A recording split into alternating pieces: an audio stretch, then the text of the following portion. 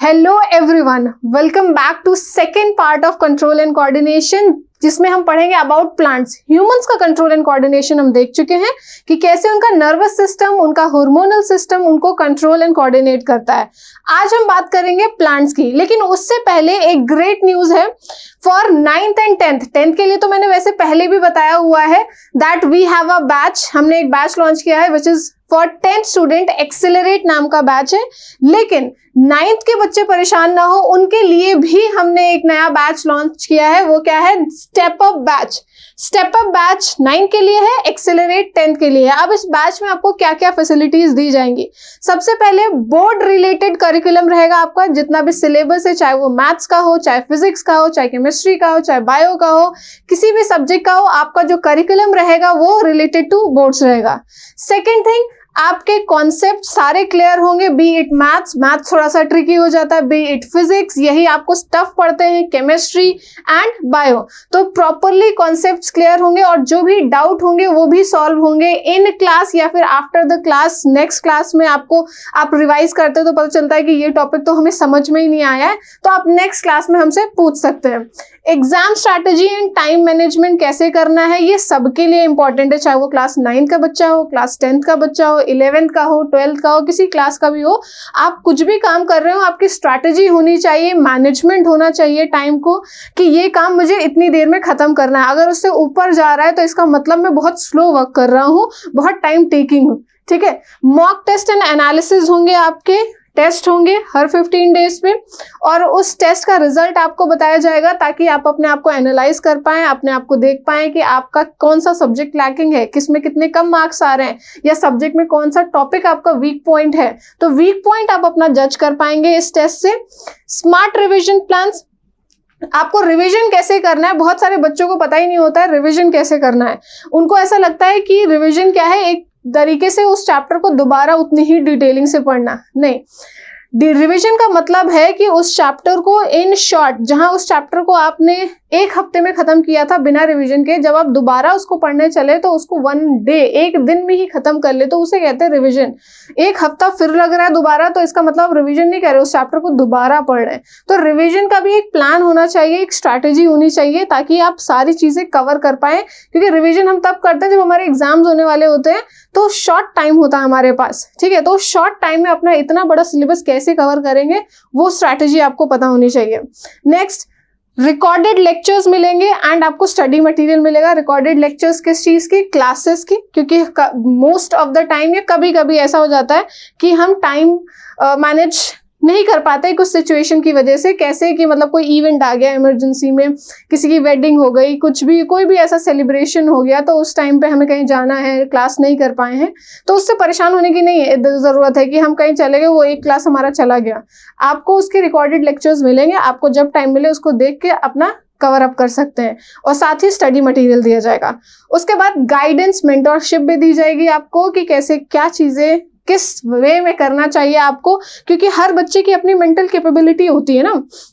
Mental capability, अब 9th का बच्चा 10th के बच्चे में उसके मेंटल कैपेबिलिटी में डिफरेंस है। 11th 12th जैसे जैसे आपका स्टैंडर्ड बढ़ता है ना, आपकी मेंटल एबिलिटीज हर स्टैंडर्ड के बच्चों की डिफरेंट होती है।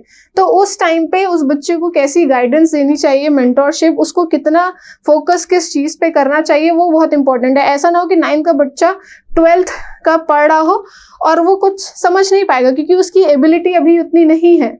तो ये कभी कभी हो जाता है, पेरेंट्स हमारे की नहीं, बहुत ज़्यादा कंपटीशन है, आपको एक्स्ट्रा नॉलेज होनी चाहिए, सारी चीज़ें रहती हैं, बट उस एक्स्ट्रा नॉलेज में हम बच्चे को जज नहीं कर पाते हैं ना, कि बच्चे की क्या एबिलिटी है, बच्चा क्या उतना ग्रास्प कर सकता है उतनी इन्फॉर्मेशन। तो ये चीज़ भी इम्पॉर्टेंट है। तो वो गाइडेंस और मेंटरशिप भी आपको इस बैच में मिलेगी। अब ये बैच आपको कहाँ मिलेगा? ये बैच हमारी वेबसाइट klc.live, इस वेबसाइट पे जाएंगे, वहां पे आपको ये बैच मिलेगा। अगर आपको वेबसाइट नहीं मिल रही है तो इस वीडियो के डिस्क्रिप्शन बॉक्स में आपका क्या है, लिंक होगा इस वेबसाइट का, उस लिंक को ओपन करिएगा और जाइएगा, तो वहां पे आपको बैचेस मिलेंगे। 9 के बैच मिलेंगे, 10 के बैच, और बैच का नाम मैंने बता दिया कि 10 के लिए एक्सेलरेट है, 9 के लिए स्टेप अप बैच है। अब प्राइसिंग की बात करते हैं कि कितनी प्राइसिंग है, फीस कितनी है। तो 9 की 9,999 $599 है, और 10th की भी यही है, नॉर्मल विदाउट एनी कूपन। और ये कब तक सर्विस आपको मिलेगी? फॉर 1 ईयर, 1 साल तक। लेकिन ठीक है, अगर मेरा आप कूपन कोड अप्लाई करते हैं विच इज रफत 50, क्या आपको अप्लाई करना है बिफोर पेमेंट? रफत 50, तो आपकी प्राइस हो जाएगी 5010 रुपीज ओनली। ठीक है, तो 1 साल का बैच, इतनी सारी facilities only in 5010 rupees, isn't that cheap? बहुत इकोनॉमिकल नहीं है हमारे लिए? बिल्कुल है। इतनी फैसिलिटीज इन 5000। आज के टाइम पे एक ऑफलाइन कोचिंग्स मंथली लेते हैं, हम आपको ईयरली दे रहे हैं। ठीक है, तो do enrol in this batch, अपने आप को इस बैच में एनरोल कराइए और इस बैच की जितनी फैसिलिटीज हैं वो अवेल करिए, उसको बेनिफिट लीजिए उसका, कि कैसे आप बेनिफिट ले सकते हैं, और एक एक्सपीरियंस की कैसे एक्स्ट्रा चीज़ें और या सॉर्टेड वे में हम चीज़ें बेटर कर सकते हैं, अपनी एजुकेशन बेटर कर सकते हैं इन वेरी रीजनेबल प्राइस। तो सारे सब्जेक्ट्स आपको प्रोवाइडेड है, and bio Rafat ma'am will be there in class 9th and in class 10th batch. ठीक है, सो ये रहा बैच के बारे में। अब आते हैं हम अबाउट कोऑर्डिनेशन इन प्लांट्स, जो हमें पढ़ना है आज के सेशन में। ह्यूमंस का देख लिया, अब प्लांट्स में कोऑर्डिनेशन कैसे होता है? प्लांट्स में coordination is done by chemicals करते हैं। जैसे हमने ह्यूमंस में पढ़ा था, ह्यूमन में भी सर्टेन ग्लैंड्स है जो केमिकल रिलीज कर रहे थे, जिनको हमने कहा था हार्मोन। वैसे ही प्लांट में भी सर्टेन केमिकल्स है जो उनको कंट्रोल एंड कोऑर्डिनेट करते हैं, और क्योंकि प्लांट के हार्मोन है तो उन्हें हम कहते हैं प्लांट हार्मोन्स या फाइटो हार्मोन्स। ठीक है, प्लांट हार्मोन या फाइटो हार्मोन, क्योंकि हम सिंपली हार्मोन बोलेंगे ना तो कंफ्यूजन हो जाएगा कि ये ह्यूमन की बात हो रही है, प्लांट के हार्मोन की बात हो रही है। करेक्ट, तो फाइटो हार्मोन्स टर्म दिया हमने प्लांट के हार्मोन को। अब कितने हार्मोन है प्लांट्स में? प्लांट्स के पास 5 तरीके के हार्मोन हैं अलग अलग फंक्शन करने के लिए। वो हार्मोन्स क्या हैं? Auxin, gibberellins, cytokinins, abscisic acid and ethylene.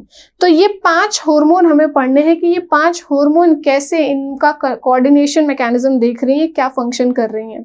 Talking about auxin, पहले ऑक्सिन की बात करते हैं। तो ऑक्सिन एक तरीके का ग्रोथ हार्मोन है। पहला पॉइंट हम लिख लेते हैं कि ऑक्सिन क्या है? आपका ग्रोथ हार्मोन है, ग्रोथ हार्मोन। ठीक, अब देखो प्लांट में ग्रोथ 2 तरीकों से होती है। एक साइज में पेड़ उगता है, साइज इंक्रीज इन हाइट या लेंथ हम कह सकते हैं, तो ये एक ग्रोथ हो गई। दूसरी ग्रोथ होती है इंक्रीज इन नंबर। अगर कहीं पे सेल के नंबर्स बढ़ रहे हैं, कि मतलब एक ऑर्गेनिज्म था वो 10 सेल्स का था, इंक्रीज करके 20 हो गए, 50 हो गए, 100 हो गए, तो ये सेल का नंबर इंक्रीज होना ये भी तो एक ग्रोथ है।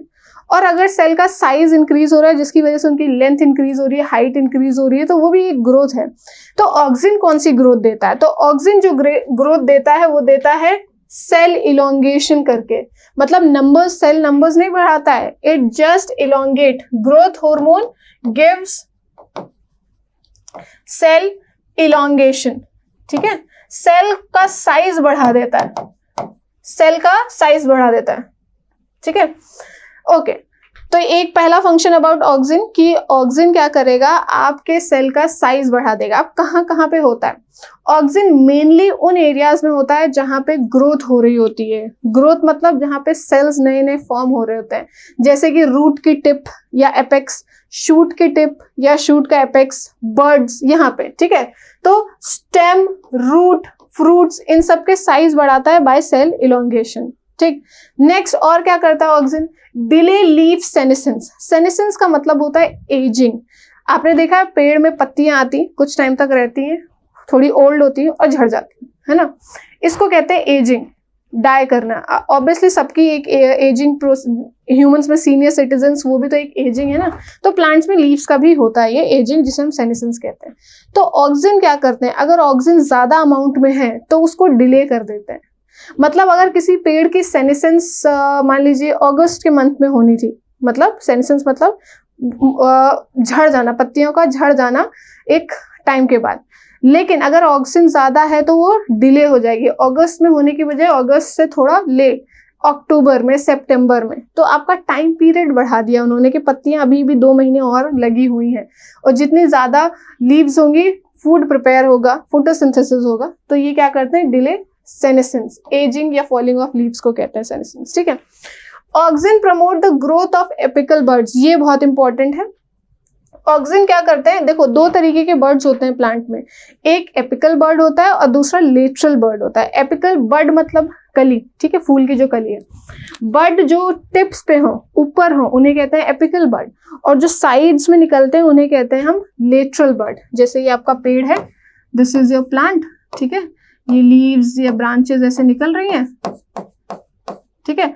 तो जो टिप पे होता है ऊपर की तरफ बर्ड, वो एपिकल बर्ड है, ठीक है, जो टिप पे होता है एपिकल बर्ड। और जो साइड्स में यहां निकल रही है, ये क्या है आपकी लेटरल बर्ड। तो ऑक्सिन क्या करता है, ऑक्सिन चाहता है कि जो टिप वाले बर्ड्स हैं, चाहे वो यहाँ टिप हो, ब्रांच की टिप पे हो, ब्रांच के टिप पे हो, तो ऑक्सिन जब ज्यादा होता है प्लांट में, तो ऑक्सिन कोशिश करता है कि जो एपिकल के बर्ड्स हैं वही ग्रो करें, वही खिले, ठीक है। जो साइड में लेटरल बर्ड है वो ना खिले, उनकी ग्रोथ ना हो। मतलब दोनों बर्ड में से कौन डोमिनेट करना चाहता है, कौन अपनी हुकूमत जमाना चाहता है, एपिकल। तो इस प्रोसेस को कहते हैं एपिकल डोमिनेंस। तो ऑक्सिन क्या कराता है प्लांट में, एपिकल डोमिनेंस कराता है कि नहीं भैया एपिकल बर्ड की ही ग्रोथ हो, लेटरल को दबाता है कि तुम्हारी ग्रोथ ना हो, तुम इनहिबिटेड रहो। तो इसे कहते हैं एपिकल बर्ड्स। देखो, auxin promote the growth of apical bud and inhibit the growth of lateral bird. Lateral bird की जो ग्रोथ है वो इनहिबिट करता है, उसको दबाता है, और इस प्रोसेस को हम क्या कहते हैं, this process is known as apical dominance. ये रहा, इस प्रोसेस को क्या कहते हैं, एपिकल डोमिनेंस, या इस क्राइटेरिया को हम क्या कहते हैं, एपिकल डोमिनेंस। तो ये कौन कराता है, ऑक्सिन, ठीक। Auxin induce rooting in the cutting of some plants. Rooting का मतलब क्या होता है, जड़ आना, ठीक है। गुलाब का फूल आप कैसे लगाते हैं, गुलाब का फूल हम, बीज तो है नहीं उसकी कि बीज बो दें, ठीक है, हम क्या करते हैं, उसकी टहनी, स्टेम लगाते हैं। किसी गुलाब के फूल की स्टेम काटा, उसको मिट्टी में लगाया, सबसे पहली चीज जो चाहिए उसमें क्या है कि ग्रिप चाहिए। उस स्टेम को जो हमने मिट्टी में गाड़ा है उसको ग्रिप चाहिए। ग्रिप किससे मिलेगी, रूट से मिलेगी। तो रूट का बनना किसी भी स्टेम कटिंग से, या लीफ है, अगर लीफ से ग्रो कर रहे हैं प्लांट को, तो उसे कहते हैं रूटिंग। रूट का बनना इज रूटिंग, स्टेम से बन रही हो चाहे लीफ से बन रही हो। तो ऑक्सिन की मात्रा अगर ज्यादा होगी, या हम ऑक्सिन डाल देते हैं मिट्टी में, तो ऑक्सिन फटाफट रूटिंग करा देगा और आपकी रूट्स बन जाएंगे, तो ग्रिप मिल जाएगी उसको, फिर फर्दर ग्रोथ होगी, लीव्स आएंगे और पूरा पेड़ बन जाएगा। तो ये रूटिंग का काम किसका है, ऑक्सिन का है। फिर auxin can induce fruit formation without fertilization, ठीक है। अच्छा, जो फ्रूट, फल जो बनते हैं पेड़ों में, ये बनते हैं आफ्टर एक प्रोसीजर जिसे कहते हैं फर्टिलाइजेशन। फर्टिलाइजेशन होता है जब मेल गैमेट और फीमेल गैमेट मिक्सअप होते हैं, जाइगोट बनता है, और उस प्रोसेस को कहते हैं फर्टिलाइजेशन। मतलब मेल एंड फीमेल गैमेट का फ्यूजन इज फर्टिलाइजेशन। और जैसे ही फर्टिलाइजेशन होता है, जो फीमेल पार्ट है फ्लावर का, विच इज ओवरी, वो धीरे धीरे चेंज होने लगता है फ्रूट में, ठीक है। तो मतलब फर्टिलाइजेशन के बाद ही फ्रूट बनेगा। लेकिन ऑक्सिन क्या करता है कि बिना फर्टिलाइजेशन ही ओवरी को फ्रूट में चेंज कर देता है, बिना फर्टिलाइजेशन का फ्रूट बना देता है। और बिना फर्टिलाइजेशन का फ्रूट बनता है तो उस फ्रूट को कहते हैं पार्थिनोकार्पिक फ्रूट्स। क्या कहते हैं, पार्थिनोकार्पिक फ्रूट्स। और प्रोसेस को कहते हैं पार्थिनोकार्पी। तो ऑक्सिन क्या करा सकता है, पार्थिनोकार्पी करा सकता है, मतलब बिना फर्टिलाइजेशन करे आपकी ओवरी को फ्रूट्स में चेंज कर देता है, ठीक। एग्जाम्पल क्या है, बनानास, टोमेटो, एप्पल, ये सब, ठीक है। जहाँ पे बनाना की बहुत खेती की जाती है ना, बहुत ज्यादा लार्ज अमाउंट में ग्रो किया जाता है, तो वहाँ ऑक्सिन्स को यूज किया जाता है ताकि बिना फर्टिलाइजेशन के फ्रूटिंग स्टार्ट हो जाए। अगर उनको जल्दी चाहिए ताकि जल्दी जल्दी फल आए, पके और उनको बेच के पैसे कमा सके, ठीक है, तो ऑक्सिन का यूज करते हैं। तो ये था about auxin hormone. Auxin hormone के फंक्शंस। पहला फंक्शन क्या है ऑक्सिन का, कि ये ग्रोथ कराते हैं, इनको ग्रोथ हार्मोन भी कहते हैं। लेकिन ग्रोथ कैसे कराते हैं, सेल इलोंगेशन करके कराते हैं। किसकी सेल इलोंगेशन करते हैं, स्टेम की करते हैं, रूट की करते हैं, ठीक।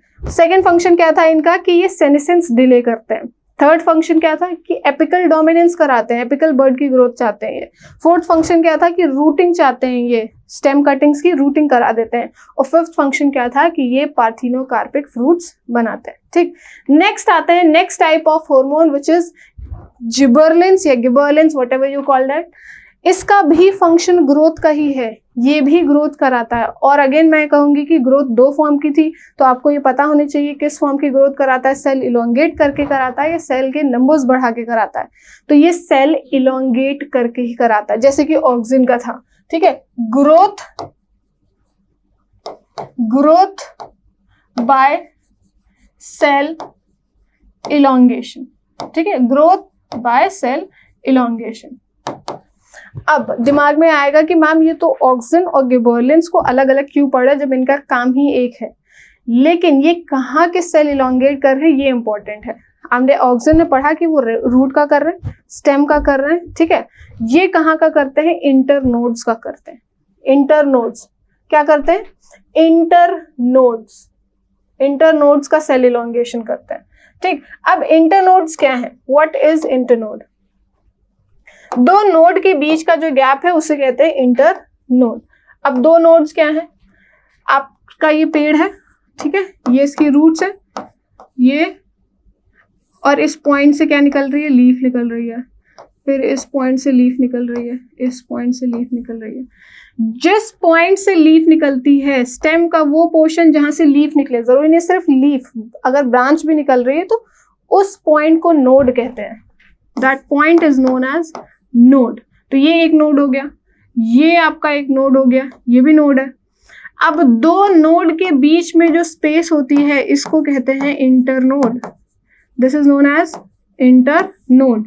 तो इसका काम भी है ग्रोथ कराना, लेकिन अपना क्षेत्र अलग है।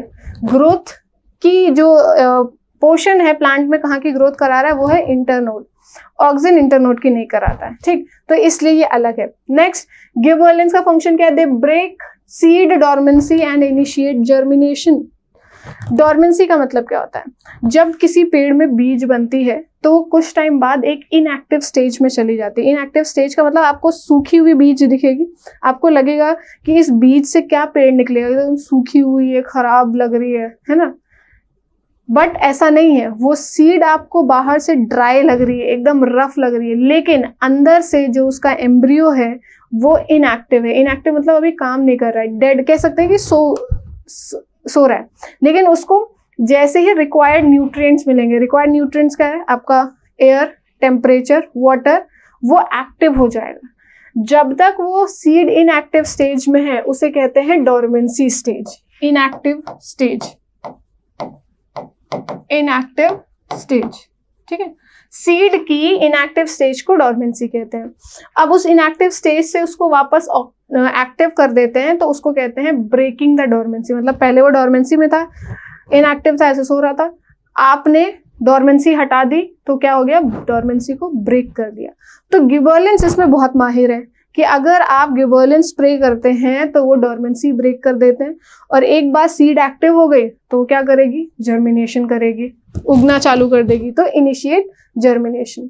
दे promote fruit growth and are capable of inducing parthenocarpy. Parthenocarpy क्या होता है हम लोग पढ़ चुके हैं, बिना फर्टिलाइजेशन का फ्रूट बनाना, जैसे ऑक्सिन कर रहे थे, तो अगर गिबरेलिन्स है हमारे पास तो गिबरेलिन्स भी वो करेंगे पार्थिनोकार्पी।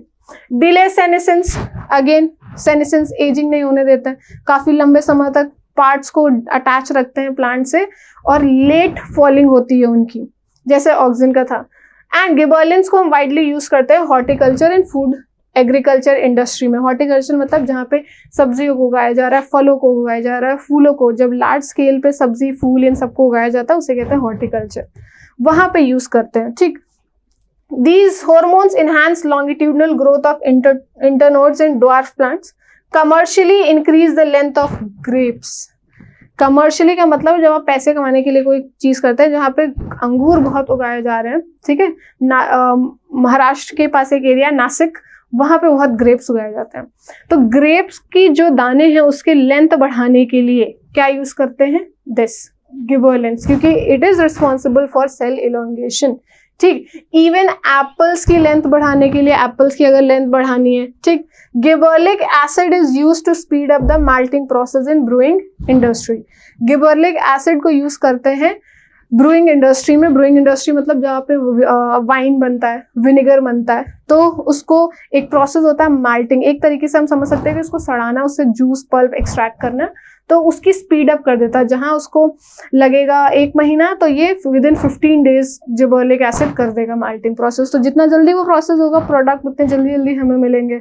तो कमर्शियली अलग अलग कामों के लिए हम इसको यूज करते हैं। नेक्स्ट है साइटोकाइनिन। ये भी प्लांट ग्रोथ करता है, मतलब इतने सारे हार्मोन है प्लांट ग्रोथ के लिए, लेकिन आपको ये याद होना चाहिए कि किस तरीके से करता है। ये करता है प्लांट ग्रोथ बाय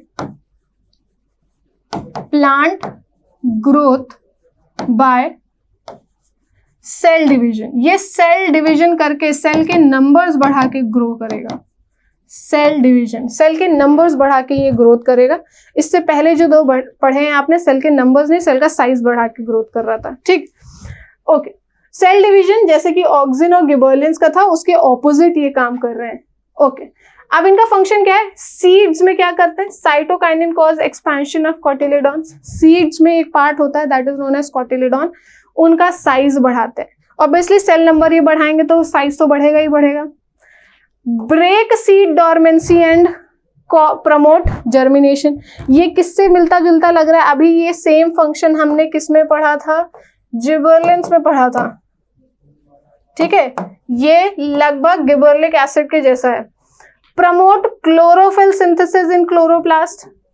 क्लोरोप्लास्ट पता है आपको, न्यूट्रिशन वाले यूनिट में देखा है आपने लाइफ प्रोसेस के कितना इंपॉर्टेंट है, फोटोसिंथेसिस के लिए कितना इंपॉर्टेंट है, तो क्लोरोप्लास्ट का होना जरूरी है ना। अब उसको कोई ना कोई तो बनाएगा प्लांट में, बिना ऐसे अपने आप नेचुरली तो प्रेजेंट होते नहीं है। तो ये फॉर्मेशन का जिम्मा किसने लिया हुआ? That is cytokinin. Cytokinin inhibit apical dominance, ये बहुत इंपॉर्टेंट है। एपिकल डोमिनेंस को बढ़ावा कौन दे रहा था कि हाँ एपिकल बर्ड्स की ग्रोथ कराएंगे, लेटरल को कम करेंगे? वो था ऑक्सिन। ये क्या कर रहे हैं? इनहिबिट कर रहे हैं, एपिकल डोमिनेंस को दबा रहे हैं कि नहीं एपिकल डोमिनेंस नहीं होने देंगे हम, एपिकल बर्ड्स को बढ़ावा नहीं देना है, लेटरल बर्ड्स को देना है, या दोनों को इक्वल इंपॉर्टेंस देनी है। तो ये यहाँ एक इस पॉइंट पे, एपिकल डोमिनेंस वाले पॉइंट पे इट वर्क्स अगेंस्ट, किसके अगेंस्ट काम कर रहा है? एक वहां था कि एपिकल डोमिनेंस को बढ़ावा दे रहा था, ये कम कर रहा है अगेंस्ट ऑक्सिन। सिर्फ इस पॉइंट के लिए, हम सारे पॉइंट्स के लिए नहीं। ठीक, this was all about cytokinin. Next आते हैं एब्सिसिक एसिड। इसको प्लांट ग्रोथ इनहिबिटर कहते हैं या रिटार्डर कहते हैं। अभी तक 3 पढ़े, तीनों ग्रोथ करा रहे हैं। ये है, ये ग्रोथ नहीं कराता, ये इनहिबिटर है। ये क्या है? प्लांट ग्रोथ इनहिबिटर या फिर रिटार्डर, या फिर क्या कहते हैं इसको? रिटार्डर। इसको स्ट्रेस हार्मोन भी कहते हैं, कॉमनली कॉल्ड स्ट्रेस हार्मोन।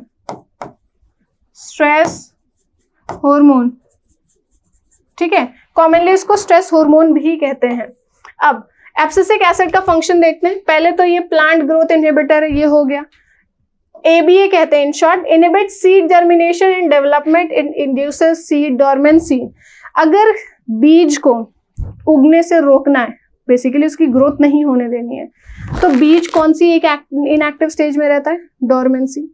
अगर उसको आप प्रमोट करेंगे तो वो हमेशा डॉर्मेंसी में पड़ा रहेगा, और जब तक डॉर्मेंसी में रहेगा, ग्रोथ नहीं हो रही है, तो मतलब ग्रोथ को क्या कर रहे हैं? रिटार्ड कर रहे हैं ना। तो ये एब्सिसिक एसिड बहुत अच्छा काम करता है। ये डॉर्मेंसी को बढ़ावा देता है कि रहो तुम डॉर्मेंसी में, पड़े रहो इनएक्टिव स्टेज में, तुम्हारी ग्रोथ ही नहीं होगी, और यही मेरा काम है कि ग्रोथ ना होने देना। तो एब्सिसिक एसिड का फंक्शन क्या हो गया कि इट प्रमोट डॉर्मेंसी को प्रमोट करता है। ठीक है, डॉर्मेंसी को क्या करता है? प्रमोट करता है। उसके बाद इसको स्ट्रेस हार्मोन क्यों कहते हैं? ये इंपॉर्टेंट है। इसको स्ट्रेस हार्मोन क्यों कहते हैं? इसको स्ट्रेस हार्मोन इसलिए कहते हैं क्योंकि कभी कभी ऐसा होता है कि क्योंकि वेदर चेंज होते रहते हैं, कभी सर्दी आ रही, कभी बारिश आ रही, कभी एकदम लो टेम्परेचर हो गया, कभी एकदम हाई टेम्परेचर हो गया 40 to 45 degree Celsius.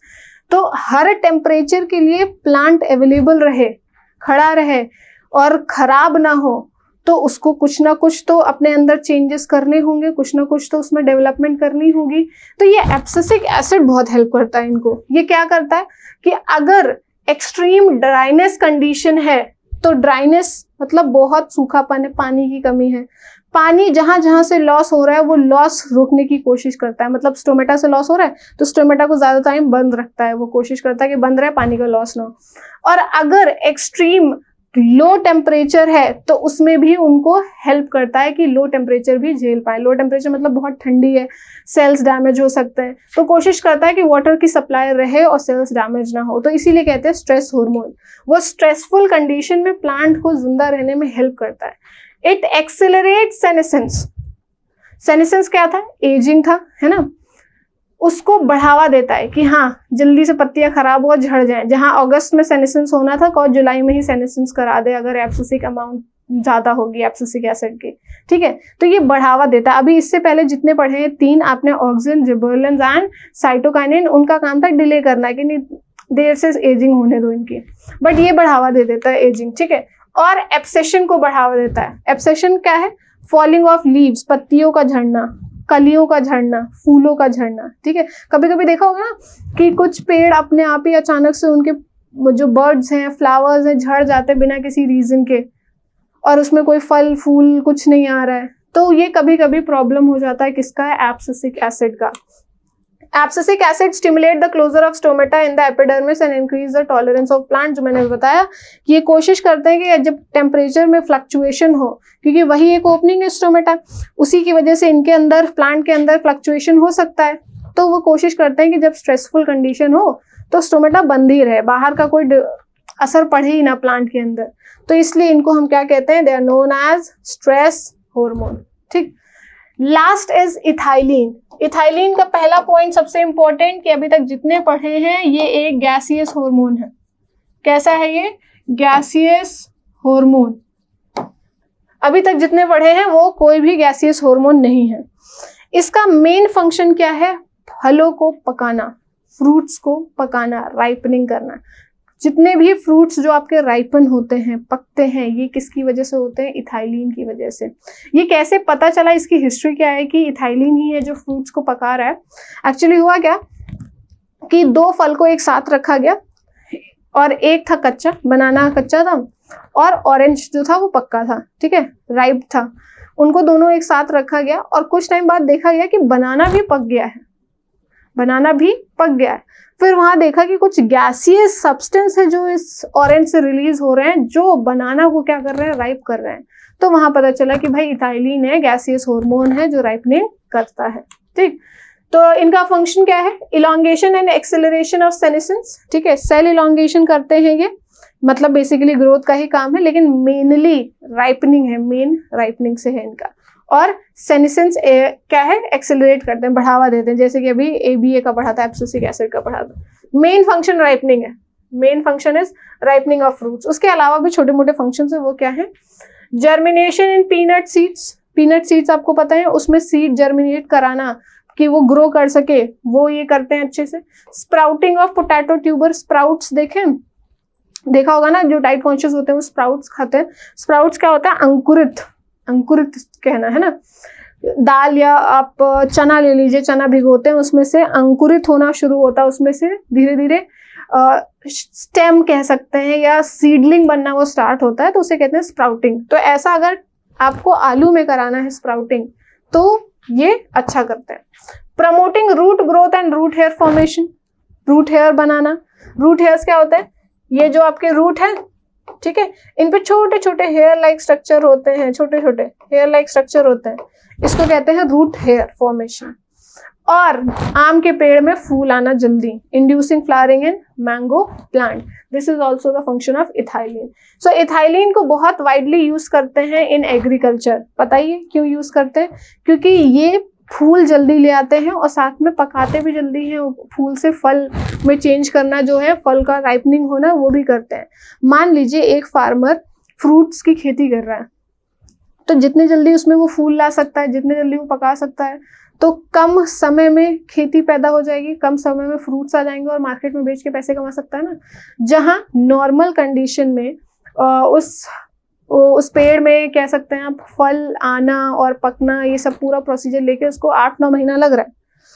In hormones का यूज करके वो विद इन 5 मंथ्स ये कर सकता है। बाकी 3-4 महीने बचे हैं उसके लिए, उसमें वो कोई दूसरी क्रॉप ग्रो कर सकता है, उसको बेच के पैसे कमा सकता है। तो एग्रीकल्चर फील्ड में प्रॉफिट्स कमाने के लिए इन हॉर्मोन्स का बहुत बड़ा इम्पैक्ट है, बहुत बड़ा रोल है। ठीक, तो this was all about hormone, 5 hormone की कैसे ये क्या कर रहे हैं, ग्रोथ या कंट्रोल कर रहे हैं प्लांट्स को। उसके अलावा movements in plant, movement in plants, हम सबको पता है कि प्लांट लिविंग है, प्लांट में मूवमेंट्स होते हैं। प्लांट लोकोमोशन नहीं करता है, प्लेस नहीं चेंज करता, बट मूवमेंट तो करता ही करता है। मूवमेंट का मतलब क्या है कि वो अपनी जगह पे है लेकिन सर्टेन एक्शन शो कर रहा है। प्लांट में क्या क्या मूवमेंट आपको देखने को मिलते हैं, बेंडिंग, ऐसे दिखता है कि आप झुके हुए पेड़ है, तो बेंडिंग भी तो एक मूवमेंट है। ठीक है, फिर जो जिनमें टेंड्रिल्स निकलते हैं, ऐसे ग्रीन कलर के स्पाइरल होते हैं कद्दू के पेड़ में, लौकी के पेड़ में, तो वो टेंड्रिल्स भी तो एक तरीके का मूवमेंट मैकेनिज्म है उनका, वो मूवमेंट करते हैं, वो ग्रोथ ही तो है, एक ग्रोथ भी उनका मूवमेंट प्रोसेस है। ठीक, तो मूवमेंट इन प्लांट्स 2 तरीके के होते हैं, एक ट्रॉफिक मूवमेंट, दूसरा नेस्टिक मूवमेंट। पहले बात करते हैं ट्रॉफिक मूवमेंट की। ट्रॉफिक मूवमेंट क्या होता है, ये डायरेक्शनल मूवमेंट होते हैं टुवर्ड्स एनी स्टिमुलस। स्टिमुलस आपको पता है कि आपके आसपास कोई जो चेंज हो रहा है वो स्टिमुलस है। अब स्टिमुलस के अगेंस्ट, स्टिमुलस की तरफ अगर मूवमेंट किया जा रहा है या उसके ऑपोजिट, तो उसे कहते हैं ट्रॉफिक मूवमेंट। मतलब डायरेक्शन है, या तो स्टिमुलस की तरफ, मान लीजिए मुझे इधर से किसी ने थप्पड़ मारा तो स्टिमुलस तो मुझे इस डायरेक्शन से मिला है ना, या तो मैं इस डायरेक्शन में मूवमेंट शो करूं या तो उसके ऑपोजिट। ठीक है, तो डायरेक्शन चाहे उस स्टिमुलस की तरफ या स्टिमुलस के ऑपोजिट, जब डायरेक्शनल वाले मूवमेंट होते हैं तो उन मूवमेंट्स को हम क्या कहते हैं, ट्रॉफिक मूवमेंट्स कहते हैं। ठीक है, तो उस बेसिस पे हमारे पास कई मूवमेंट है जो प्लांट में ऑब्जर्व किए गए, प्लांट में देखे गए। सबसे पहला क्या है आपका, फोटोट्रोपिज्म। फोटोट्रोपिज्म, फोटो का मतलब ही क्या होता है, लाइट। लाइट, तो मतलब यहाँ हमारे लिए स्टिमुलस क्या होगा, लाइट, है ना। प्लांट के लिए स्टिमुलस क्या होगा, लाइट। अब जब प्लांट अपना मूवमेंट शो करता है अगेंस्ट द स्टिमुलस, कौन होना चाहिए उसके लिए, लाइट, तो उस मूवमेंट को हम क्या कहेंगे, फोटोट्रोपिज्म। डेफिनेशन क्या हो गई, movement of plant in response to light. Light के रिस्पॉन्स में अगर मूवमेंट दे रहे हैं दैट इज फोटोट्रोपिज्म। अब ये टुवर्ड्स द लाइट भी हो सकता है, लाइट की तरफ भी हो सकता है और लाइट के अगेंस्ट भी हो सकता है। प्लांट के 2 हिस्से हैं, एक मिट्टी के ऊपर और एक मिट्टी के नीचे। मिट्टी के ऊपर कौन है, शूट। मिट्टी के ऊपर कौन है, शूट, जिसमें स्टेम, लीव्स ये सब आती हैं, है ना। और मिट्टी के नीचे कौन है, रूट। और लाइट तो सन से यहाँ से आ रही है, यहाँ से आ रही है, तो कौन सा हिस्सा है जो लाइट की तरफ है, जो लाइट ऊपर से लाइट आ रही है और वो भी ऊपर की तरफ ग्रो कर रहा है, और कौन सा हिस्सा है लाइट ऊपर से आ रही है लेकिन वो मूवमेंट नीचे की तरफ दिखा रहा है। तो ऑब्वियसली ये जो रूट है ये अगेंस्ट लाइट है, लाइट के अगेंस्ट मूवमेंट दे रही है, ऑपोजिट डायरेक्शन हम कह सकते हैं, ऑपोजिट। ठीक है, तो जब जिस तरीके से स्टिमुलस आ रहा है उसके ऑपोजिट डायरेक्शन में ग्रोथ हो तो उसे कहते हैं नेगेटिव ट्रोपिज्म। Negative tropism. और जिस तरह से स्टिमुलस है और उसी तरफ ही वो ग्रोथ कर रहा है तो उसे कहते हैं हम पॉजिटिव ट्रोपिज्म। Positive tropism. अब ये स्टिमुलस क्या है हमारा, लाइट है, तो प्लांट का शूट पॉजिटिव फोटोट्रोपिज्म दिखाता है और प्लांट का रूट नेगेटिव फोटोट्रोपिज्म दिखाता है। ठीक है, नेगेटिव यहाँ पे लिख देते हैं। पॉजिटिव और नेगेटिव पता होना चाहिए, जिस डायरेक्शन में स्टिमुलस है उसी डायरेक्शन में अगर मूवमेंट है तो आपका पॉजिटिव, उसके ऑपोजिट है तो नेगेटिव। ठीक, अब इस ट्रोपिज्म को शो करने के लिए, इस मूवमेंट को शो करने के लिए एक हार्मोन बहुत रिस्पॉन्सिबल है। वो हार्मोन क्या है आपका, auxin. Auxin play an important role in phototropism। आपने देखा ना, जिस तरफ से लाइट आती है पेड़ थोड़ा उस तरफ बेंड हो जाता है, झुक जाता है, तो ये जो बेंडिंग वाला प्रोसेस है, झुकना, ये ऑक्सिन बड़ा अच्छा प्ले करता है। ऑक्सिन का इसमें रोल है। होता क्या है ऑक्सिन का, आप सबको पता है कि ये ग्रोथ कराता है और वो भी सेल इलोंगेट करके कराता है। मान लीजिए इधर से धूप आ रही है, इधर से धूप आ रही है, ये आपकी क्या है, स्टेम है। ये आपकी क्या है, स्टेम है। ठीक है, ये स्टेम है। ऑक्सिन क्या करता है, ये स्टेम के ऑपोजिट डायरेक्शन में जाके इकट्ठा हो जाता है जिधर से धूप नहीं है। धूप इस साइड से, तो ऑक्सीजन यहाँ आके सारा इकट्ठा हो जाएगा यहाँ पे, ठीक, यहाँ के सेल्स में डिपॉजिट हो जाएगा। अब यहाँ के सेल का साइज क्या करेगा, इलोंगेट करेगा, ठीक। यहाँ के सेल का साइज जब इलोंगेट होगा तो इधर वाला साइड स्टेम का थोड़ा सा बड़ा हो जाएगा, क्योंकि ऑक्सीजन इधर नहीं है, इधर वाला नहीं बढ़ेगा, सेल इलोंगेशन इधर होगा क्योंकि ऑक्सीजन इस साइड आया है। तो होगा क्या, एक डिसबैलेंस स्टेम का हो जाएगा। होगा क्या, ये स्टेम आगे की इतनी है और पीछे वाली हो गई है थोड़ी इलोंगेट, ऐसा हो जाएगा। और जो पीछे वाली थोड़ी लॉन्ग हुई है वो ऐसे, इस साइड का थोड़ा सा शॉर्ट, इस साइड का थोड़ा सा लॉन्ग, जो पीछे वाली लॉन्ग हुई है वो थोड़ी सी ऐसे झुक जाएगी बिकॉज ऑफ द वेट की वजह से। और इसी को झुकने को ही तो बेंडिंग कहते हैं। तो बेंडिंग किसकी वजह से होती है, ऑक्सीजन की वजह से होती है। ऑक्सीजन का रोल होता है क्योंकि, और ये याद रखना कि ऑक्सीजन कहाँ जाके डिपॉजिट होगा, opposite to the light direction, जिधर से लाइट आ रही है स्टेम के ऑपोजिट साइड पे होगा, ठीक है। Next movement, geotropism. जियो का मतलब होता है ग्रेविटी, जियो का मतलब होता है क्या, ग्रेविटी। तो जब पेड़ अपना मूवमेंट शो करे against in response to gravity, gravity के रिस्पॉन्स में, तो वो क्या है, कैसा मूवमेंट, जियोट्रॉपिज्म। अब अगेन वही सेम क्वेश्चन, प्लांट के दो हिस्से हैं, ऊपर रूट नीचे शूट, तो कौन पॉजिटिव शो करेगा कौन नेगेटिव। आपको ये देखना है ग्रेविटी नीचे लगती है, पेड़ का कौन सा हिस्सा है जो उसी डायरेक्शन में ग्रो कर रहा है, उसी डायरेक्शन में मूवमेंट कर रहा है, रूट है ना। शूट ऊपर जा रहा है, रूट नीचे, ग्रेविटी भी नीचे रूट भी नीचे, दोनों सेम डायरेक्शन में, तो वो क्या है, पॉजिटिव। जियोट्रॉपिज्म में क्या है आपका, पॉजिटिव कौन शो करता है, रूट, और नेगेटिव कौन शो करता है आपका, शूट, ठीक। तो पहले दो मूवमेंट हो गए। Next chemotropism. कीमो वर्ड आता है फ्रॉम केमिकल, केमिकल। जब पेड़ मूवमेंट शो करता है इन रिस्पॉन्स टू केमिकल, जब स्टिमुलस क्या है आपका, एक केमिकल है, केमिकल जिधर जिधर जा रहा है उधर ही ग्रोथ हो रही है, ठीक है, उस मूवमेंट को हम क्या कहेंगे, कीमोट्रॉपिज्म। इसका बेस्ट एग्जांपल है आपका growth of pollen tube. Pollen tube बनती है, ये फीमेल पार्ट है, स्टिग्मा फ्लावर का ये फीमेल पार्ट है।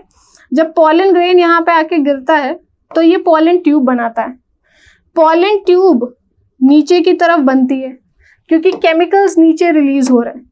जैसे जैसे केमिकल्स नीचे रिलीज होके उसको डिसॉल्व कर रहे हैं, उस एरिया को, ट्यूब भी नीचे आ रही है, मतलब केमिकल भी नीचे जा रहे हैं, ट्यूब की ग्रोथ भी नीचे हो रही है। तो केमिकल की वजह से वो ट्यूब की ग्रोथ हो रही है, ट्यूब का मूवमेंट हो रहा है ना, तो ऐसे मूवमेंट को हम क्या कहते हैं, कीमोट्रॉपिज्म, ठीक। Next is hydrotropism. हाइड्रो का मतलब होता है वाटर, हाइड्रो का मतलब क्या होता है, वाटर, H2O सिंबल। जब प्लांट अपना रिस्पॉन्स शो करता है towards water, movement of plant in response to water, उसे हम क्या कहते हैं, हाइड्रोट्रॉपिज्म।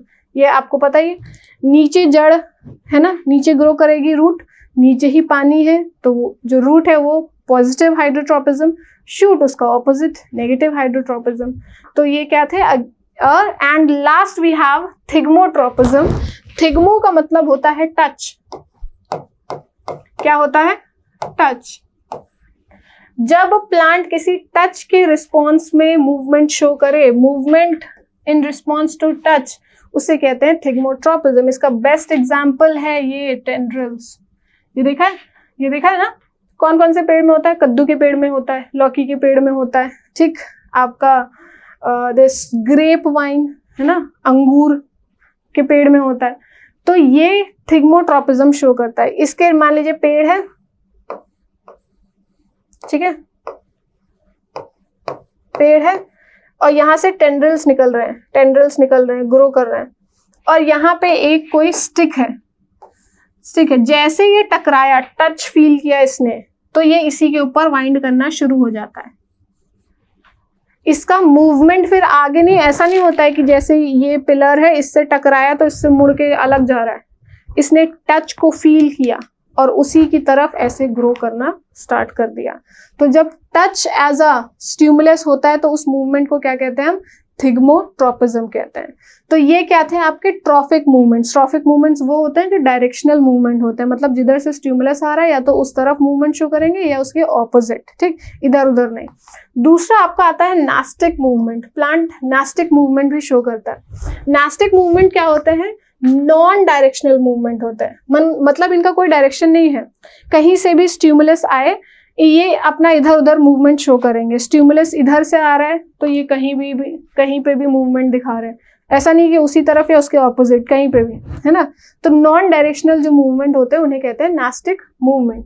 इसका बेस्ट एग्जांपल है touch me not plant. Touch me not plant, ठीक है, क्या है, टच मी नॉट प्लांट, इसको हिंदी में कहते हैं छुई मुई, और इसका बायोलॉजिकल नेम क्या है, मिमोसा प्यूडिका।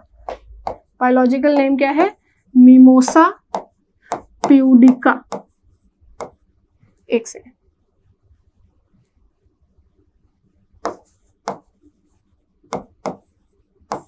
मिमोसा प्यूडिका, ठीक है।